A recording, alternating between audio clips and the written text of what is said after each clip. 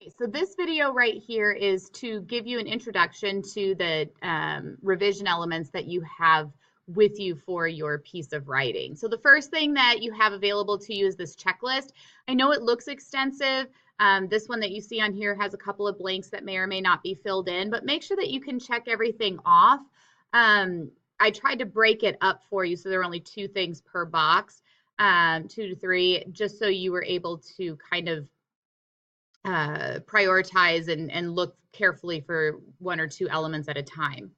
The next thing that you will have available to you is you will be doing a peer revision, which means you will give me a piece around your finalish time where you think you're about finished.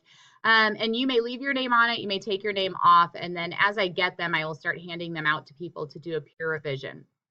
You have this PowerPoint right here that allows you to go through and take a look at what people said and how to use that feedback. Ultimately, remember, this is your piece of writing. So if you disagree with any comments that are made, you don't have to use them because it's your piece of writing. Okay. The other piece that you have available to you is this narrative revisions check, final check. So this is right before you turn it in. This has all of the different elements. Do you have your conflict? Do you have some sort of lead? Did you do something with your piece of writing? So that's the other PowerPoint that's available to you. So you will have your narrative checklist that you will be using throughout your process. You have your revisions after your peer revisions or reviews, and then you have your narrative, your final checklist as the writer. You may even choose to get a blank one of these again and go through that. The last thing that you have available to you as you go through the process is pages 96 and 97 in your resource journal. They look very overwhelming, and I will give that to you.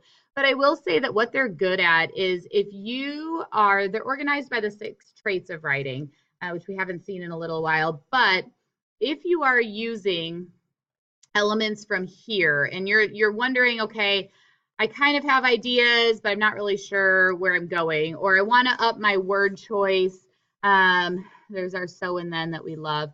What can I do to make my word choice better? Or how can I increase my sentence fluency or clean up conventions?